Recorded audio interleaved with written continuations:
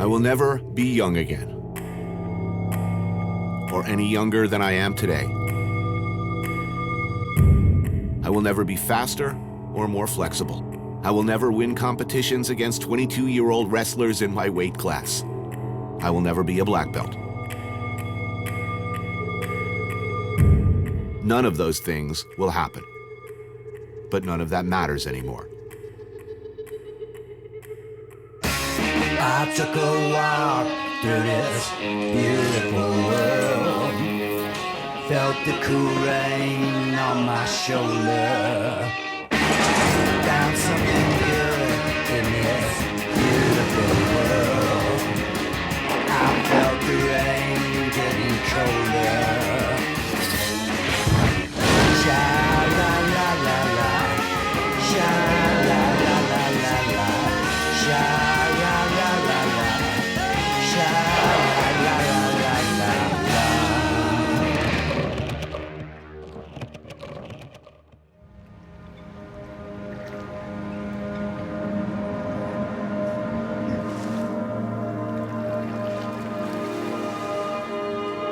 San Francisco is changing. We all know it. You can't stop it.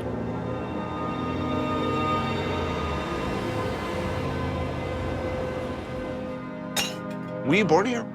Yeah, both generations of my grandparents are from San Francisco. On my dad's side, we came out for the gold rush. So we came here in the 1850s.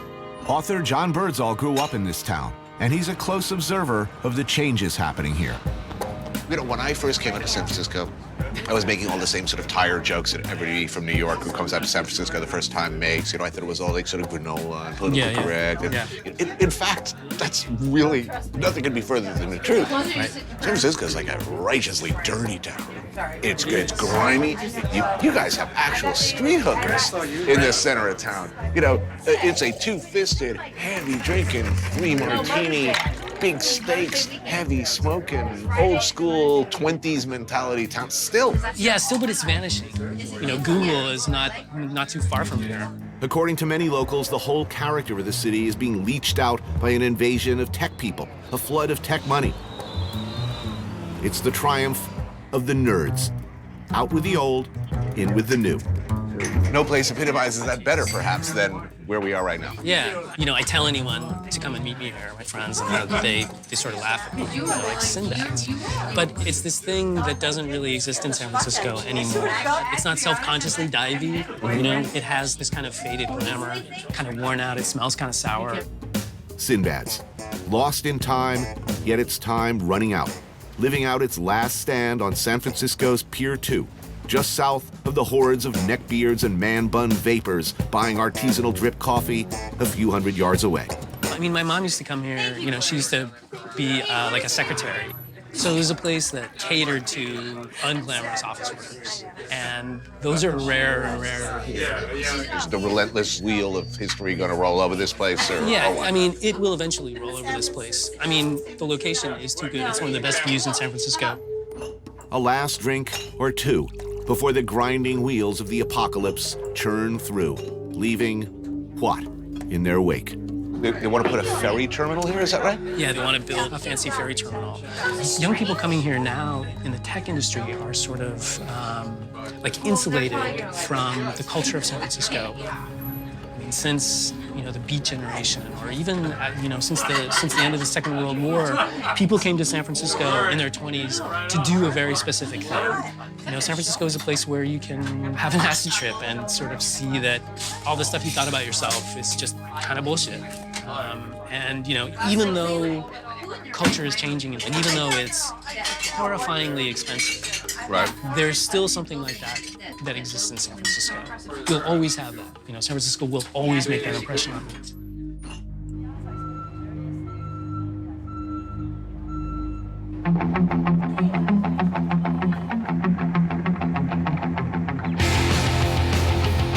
San Francisco was built on toughness.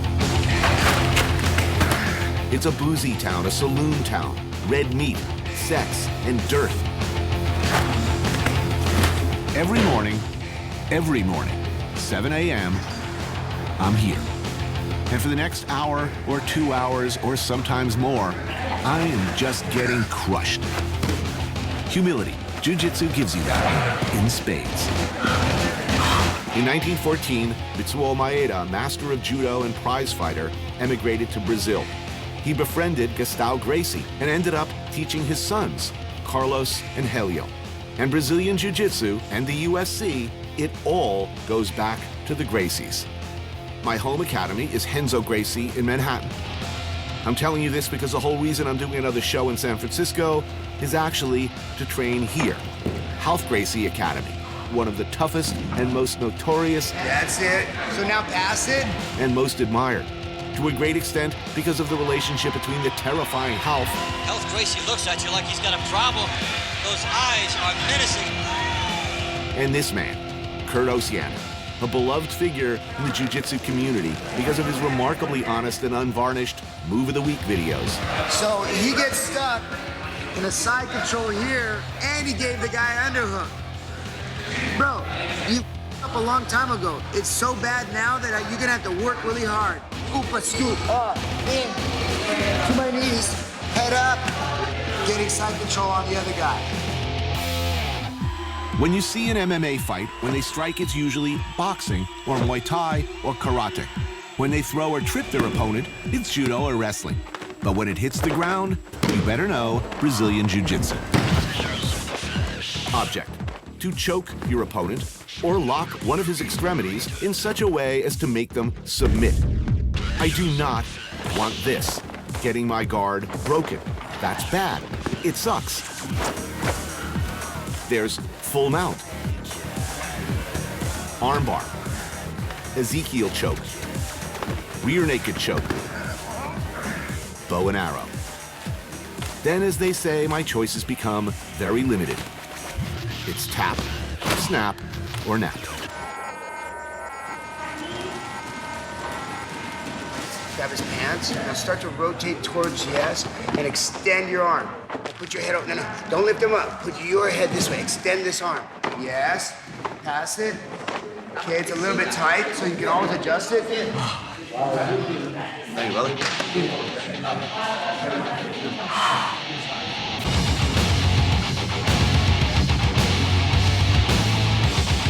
In case you haven't noticed, I'm an old school guy. I'm sentimental about some things. Nautical-themed restaurants, puppies, and places like this. I'm fully aware of the fact that, and I can hear it already, it's like every show you've ever done in San Francisco, you come to Swan Oyster Depot. Yes, that's correct. True love cannot be denied. I need a counter with some familiar faces on the other side. Good morning. Let's see, what am I having today? I'm having the crabback, of course. I'll get you one. I need a cold draft beer. I deserve this beer. Good eating healthy. I'm like a real housewife of New York City. I drink only vodka, you know, because it's like low carb. And I need shellfish. Like that. Whoa, Mika. Look at the size of that one. Here it is. That's the crab bag. Dude. I guess somebody throws this away. You know, they tear the legs off and eat them and then throw this out. Stupid people. All that good stuff, the brains and fat and magic. It's like unicorn juice.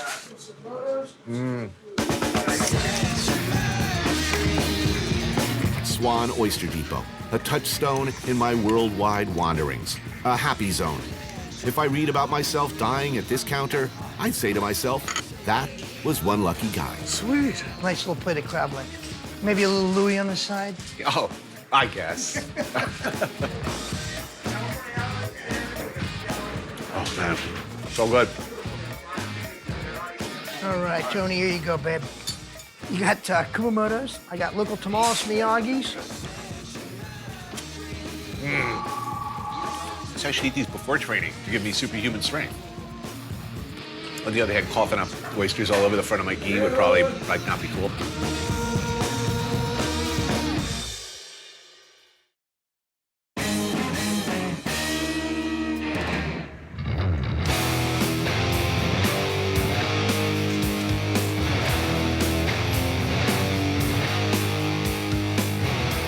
The Bay Area is changing forever. Will San Francisco's new overlords find a place in their hearts for this? Trader Vic's, one of the last of its kind. Started in Oakland, one of a wave of tiki-themed Polynesian fantasy restaurants, bars, and nightclubs that for a time spread across America. I definitely need the drinks menu.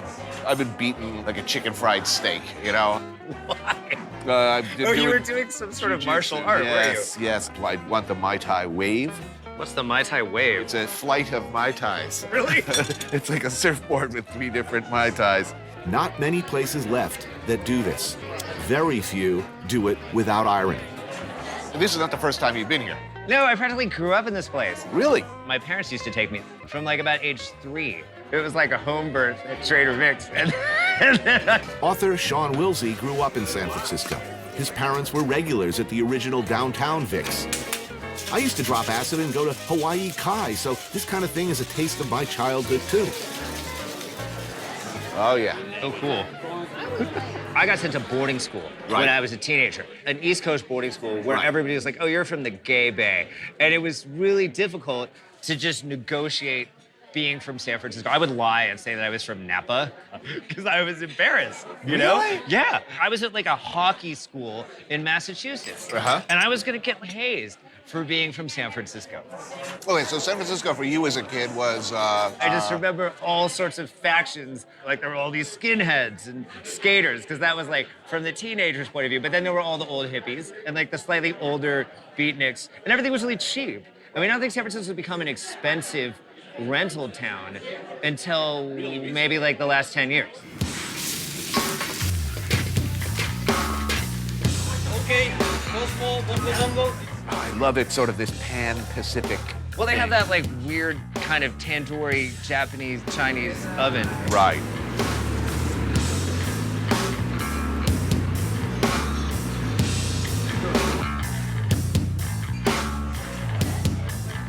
That was really good. That's really good. Do you want that rib? No, go ahead. I'm taking it. Okay. I mean, the narrative you're hearing from a lot of people here now is the evil techies are coming, driving up rents, pushing out the mom and pop, you know, restaurants. Well, that's kind of a true thing. That's actually. So it's the people everyone hates is Google now, right? Google and Twitter and. They're really hated. Yeah. I mean, by certain people. Right. And of course, like outside of San Francisco, it's like they're heroes. You know, they changed the world. But yeah, we like them fine. Yeah. I Google things. It's legitimate. Yes, I Google things too. I do. It happens, right? But look, Excuse me. I mean, Google, they have their own buses, which is so apparently a bone of contention for people. Well, it is, yeah. I mean, the buses are... Is it in? I mean, I do know. I mean, apparently, like, if you work at Google or at Twitter, I mean, lunch is like, you know, freshly made frittatas and, there's some Italian housewife making burrata for you. There's someone making kale smoothies. You know, and I don't have any problem with it at all. I don't really either. No? I genuinely don't have a problem with that stuff at all. I think the only point about, like, the way a city is changing is you don't just want to screw up what's cool about it. Right. You know, like, the city has a personality. It feels like kind of a seedy, old school American city, you know? Do you just want to do the same everywhere you go? I mean, I think the San Francisco we're in right now is a pretty nice city.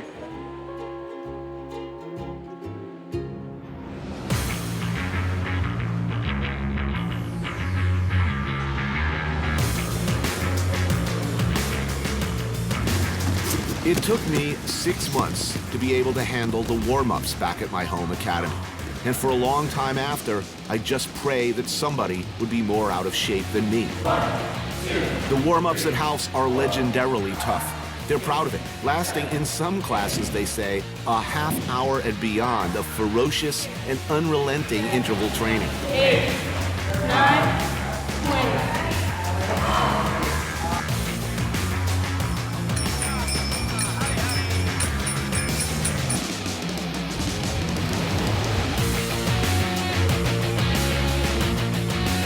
You know, you go a block over and you're in Alamo Square, and that's like where the Full House houses are, you know? Right. And it's super high-end real estate. But we're on to Visito, which like 5 years ago was sort of like the hood, and it's changed a lot over the past 5 years.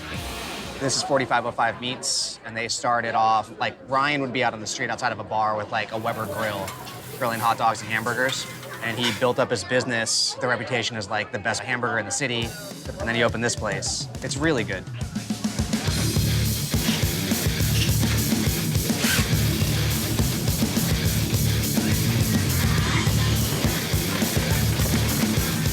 Wow.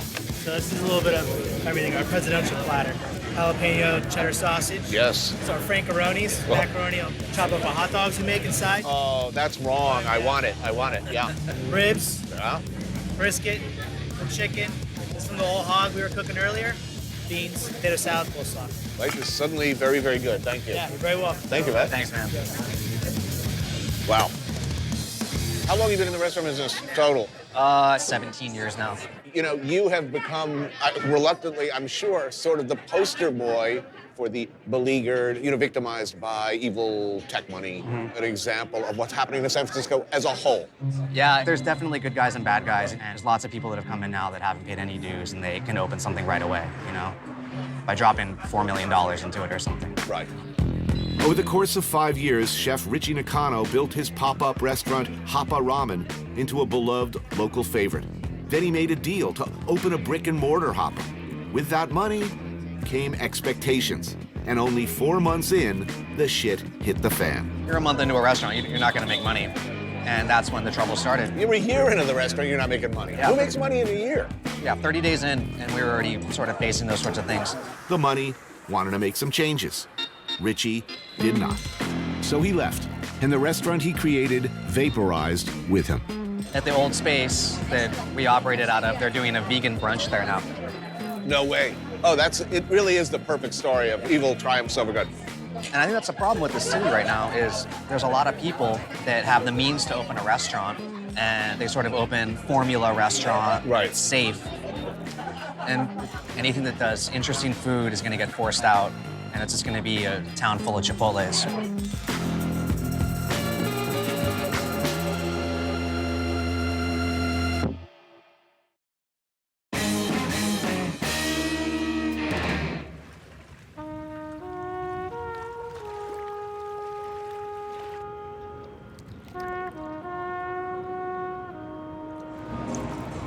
These two lovely ladies, here your coffees. Thank you.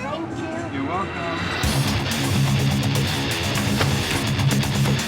All the way over, extend your arms. Stay low, stay low, stay low. Now, when you're a white belt, especially a 59-year-old white belt, facing younger, stronger, far better competitors, you don't go out there looking to win. You go out there to learn how to survive. If I can hold on, break their posture, give them something, anything to think about before they choke me out and I have to tap.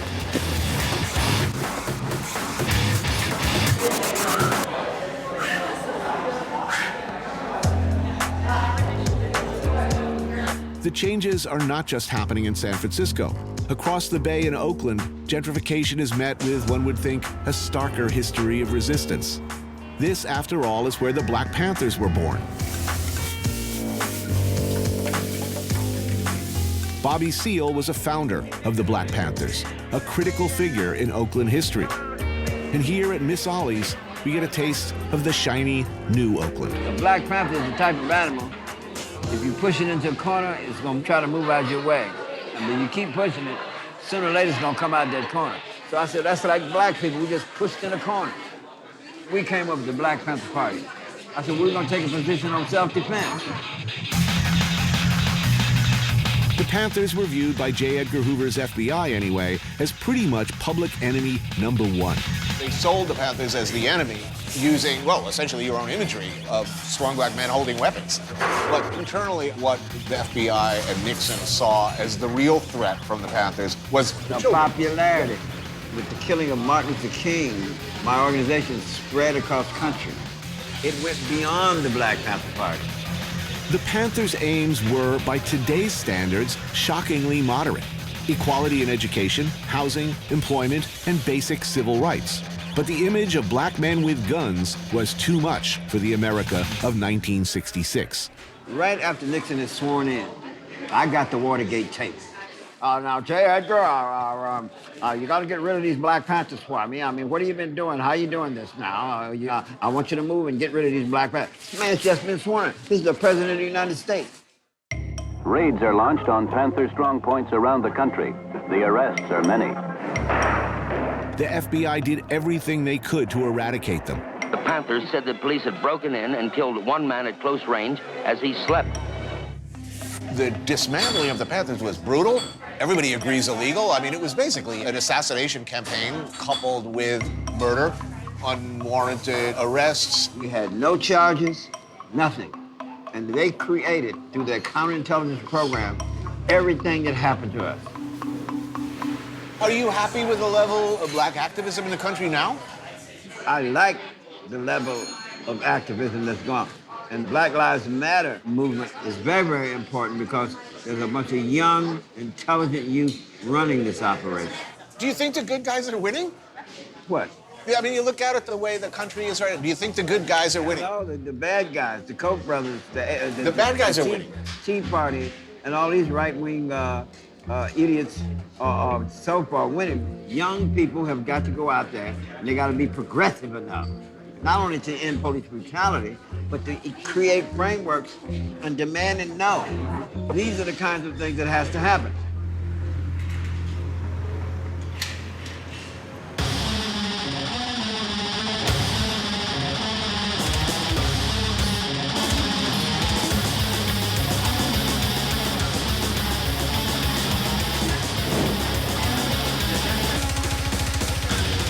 Manchurian cauliflower. It's Indian Chinese, basically like General's chicken made with vegetables. It's one of our most popular dishes. It's vegetable candy. Juhu Beach Club in a strip mall in Oakland's Temescal neighborhood. An unassuming but utterly delicious new addition started by this woman, Preeti Mistry. Oh, so good. So good. Thank you. So I know you've been to India a bunch of times. So maybe you've had a bhel puri. It's a puffed rice salad. Yes, yes, yes. So what we do, because we're in Oakland, we serve it in a ball jar. Tamarind chutney, cilantro chutney, pickled cabbage, pickled onions, fresh green garbanzo beans, puffed rice, and the chickpea noodles, the sev.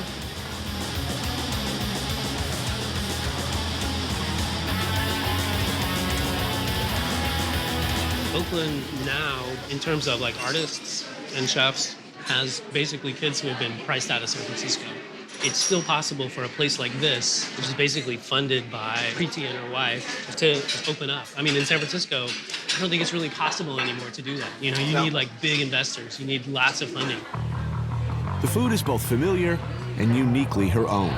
Chili paneer is one of my favorites. This here has bok choy, braising arugula, and amaranth leaves, none of which would traditionally be in a chili paneer. Does authenticity have any meaning or relevance anymore at all? I mean, like I would say our food is not traditional.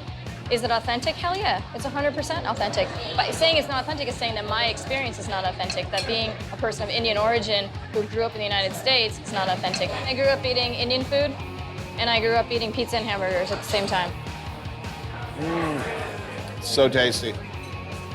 Something we struggle with in New York has always been, how do you value Indian food? Yeah, I totally. mean, the expectation is that you will get delicious, authentic Indian food cheap, super cheap. Yeah, our food is not cheap. You know, you look at the Yelp reviews or whatever, the biggest thing is always somehow we're overpriced. You know, $19 for a curry. Like, do you know how to make a curry? Yogurt marinated chicken simmered in a curry made of onions, bell peppers, chilies, and garam masala. All right. This is our methi chicken curry, so braised on the bone. Fenugreek leaves, butter, fresh red peppers in there. That's totally delicious. And then this guy right here, you're gonna wanna cut it open. All right, we got to get the camera in over my left, right here. Prepare the incision. Whoa. What some people say, oh, it's an Indian Scotch egg. Well, guess what? We invented the Scotch egg. They didn't invent the Scotch egg. No doubt. So what we've done is we took a duck egg, cooked it, kept it soft, wrapped it in lamb, and then the sauce also has braised leg of lamb in it. Wow, really extraordinarily delicious. So this is a positive thing. Yeah, I think this is a really positive This is the kind of change we like. This is the kind of change we like. I believe that any place that serves delicious food is on the side of the angels. Yeah, absolutely.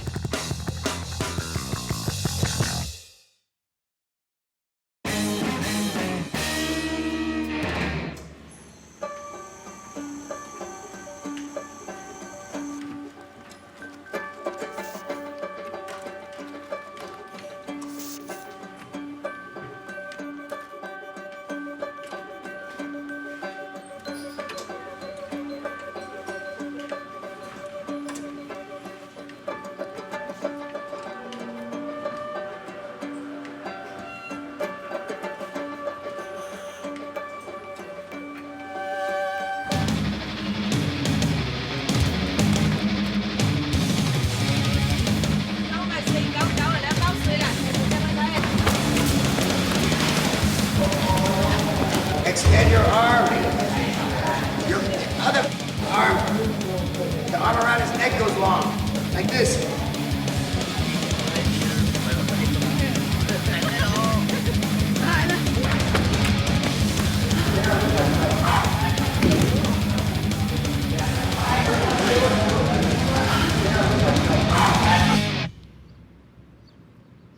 Did you see the vacant lot across the street? That was San Jose Chinatown. Right. And it was built in 1887. That was first. That was first. It was a Chinese community first. Right. 1890 was when some of the first Japanese arrived in this area. South Bay, San Jose.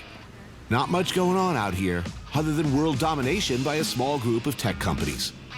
But on a happier, less paranoid note, San Jose has one of the last 3 remaining Japan towns in the country. Who were the first Japanese to come over? Students, laborers looking for a better life. In traditional Japanese families, the first son inherited everything. Mm-hmm. So generally, it was the second son who would get nothing, who would come over. And when the first Japanese came here, one of the places they would stay at would be Chinatown, because you would have an Asian community. Mm-hmm. They would be able to find food that was similar to Japanese food, and kind of there'd be a camaraderie. Oh, Thank you. Thank you. Kurt Fukuda grew up in the area, and his family, like thousands of other Japanese Americans, were interned in camps during World War II. In the beginning of the 20th century, there was a lot of anti-Asian prejudice. There are too many, and they're Right. taking our jobs and the usual. Some of them are buying our land. Things got really bad for the Japanese, of course, after Pearl Harbor. Yes. It was an internment program. So they had a list of all the names. Right. Kids, too. Yes. Everything. Children, too. They all had to go walking to the train station in downtown San Jose. My mother did say that at the beginning, before they were put in the camps, they were brought to assembly centers while the camps were being built. And their assembly center was the race track at Santa Anita. So she said they were actually sleeping in horse stalls. What happened to their property? Some of the people found Caucasian friends to look over the property while they were gone. Some of the Japanese actually dug holes and buried the possessions, hoping that if they come back, they could dig it up. They can dig it up, yes. Oh, wow. Yeah. Man, that brown gravy. Yes. Oh. It's sort of a hybrid of American dishes, but with Japanese ingredients. Yes. This is your typical Japantown restaurant food. I think some of the heartbreak of the internment is that this was really pure Americana. Okay, the faces were Asian, but the businesses and the feel was Mayberry. Right. You know? And this was a Japanese-American community. Right. With an emphasis on American. The Japanese are actually a minority in this community now. How Japanese will it be in 30 years? That is the question. I don't think it's good for anything to just kind of remain frozen in time. 30 years from now, Japantown is going to look very different. And if it looks like it does right now, then, we're talking about a very stagnant community.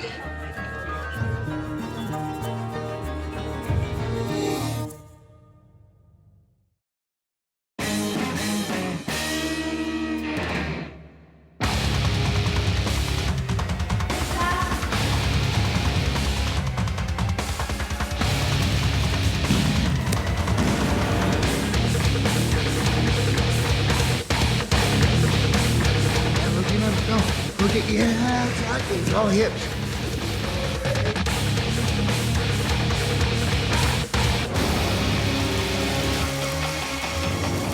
You've been in the restaurant business now in San Francisco area how many years? 26. Basically, you've been feeding well-heeled people for much of that time. My whole life. Daniel Patterson is the chef of one of the great Bay Area restaurants, Qua.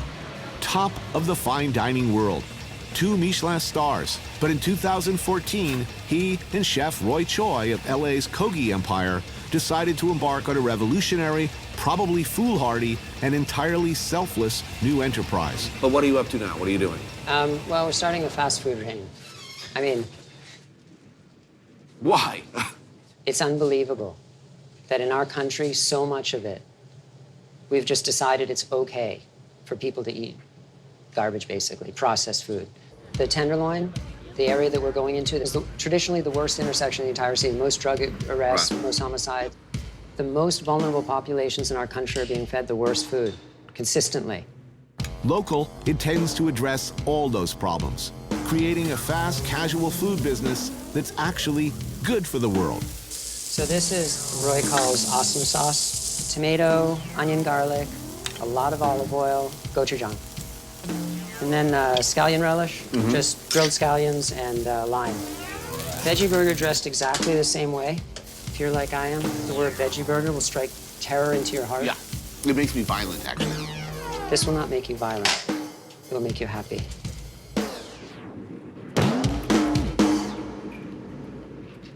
Wow, I'd totally eat that. If you didn't call it a veggie burger, I'd be all over this.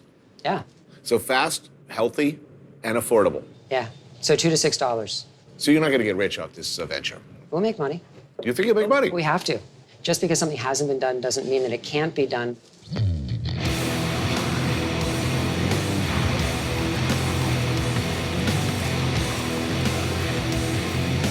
Saving the world is one thing. Making sure that my San Francisco mentor gets something to eat other than acai is another priority.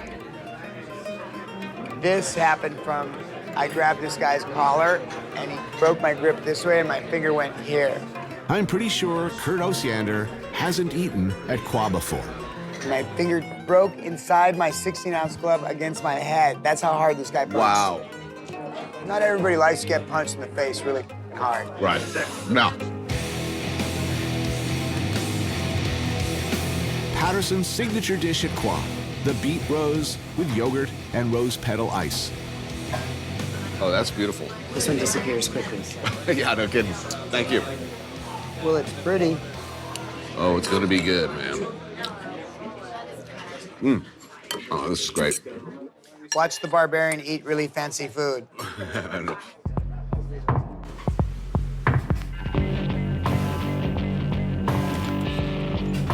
Oh, that looks cool. Yeah.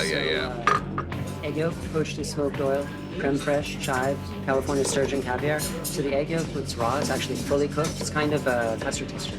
Beautiful thing. Thank you, man. I'm going to love this. Oh, yeah. Man, I'll take 8 more of those. It's really good. Zach, why is there only one? Right. Born and bred San Francisco area? Yes. Jiu-Jitsu for how long? Since '93. Since before the first UFC. What was the preeminent martial art of the time? I think it was probably karate. Karate, right? Right? Chuck Norris was big then, right? Right. So it was like kick people in the head, kind of thing.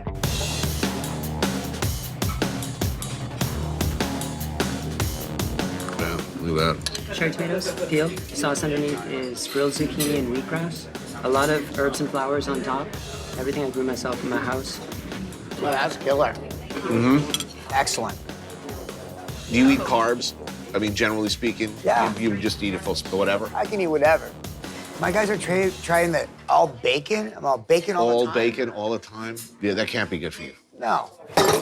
Scheiße. It's good. Let's. Miss, so sorry. That's okay, and thank you for calling me Miss. I'm not even buzzed. Wild king salmon wrapped in yuba with charred cabbage and dried scalloped ginger sauce. Seared spot prawn with sorrel and new onions. Wow, this is awesome. Is that meat? Oh, yeah. What is it covered in? Beef tenderloin encrusted in lichen with coastal spinach, chanterelle mushrooms, and bordelaise. Yeah. This food's so good, man. It's so good, yeah.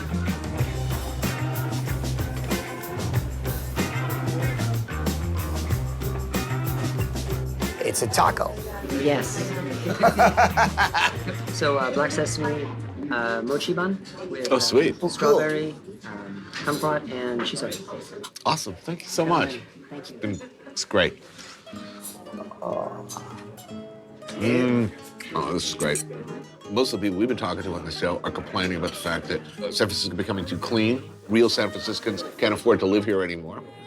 And that they're being supplanted by rich techies who are crushing the original heart and soul of what made San Francisco awesome? You're not seeing that. I think the pushing out of the trash, is good. That's good for the jiu-jitsu business, for sure. Oh, I'm 95% white collar. My tech guys are really dangerous, man. Yeah. Especially my lawyers, man. I got some lawyers. Really? Oh, they're meaner than... Yeah, they would be. Yes, exactly.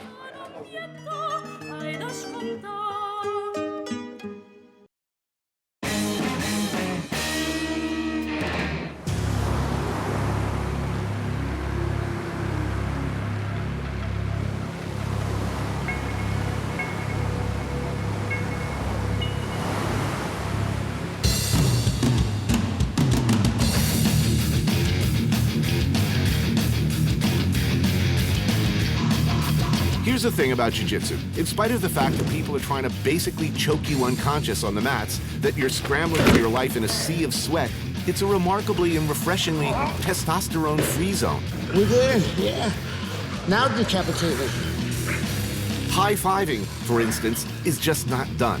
One would never celebrate or brag about a submission. Even a fist pump and a yes would be considered inappropriate. Win or lose, you thank your partner and shake their hand. It's a douche-free environment.